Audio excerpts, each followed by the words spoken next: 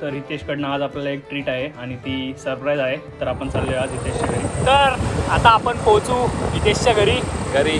अवघ्या 10 मिनिटाचा प्रवास बाकी आपला. मित्रांनो हे बघा, शेवटी आपल्याला ते चीज भेटलेलं आहे. कारण याच्यामुळे आम्ही लय फिरलोय आज. कारण अमूल चीज आपल्याला टेस्ट अजूनच भारी वाढत. आपण पोहोचलो आता हितेशच्या घरात. आपल्याला आजचा मेन्यू आपला फायनल झाला आहे. तर दाबेली आहे आपल्या आजच्या मेन्यूला.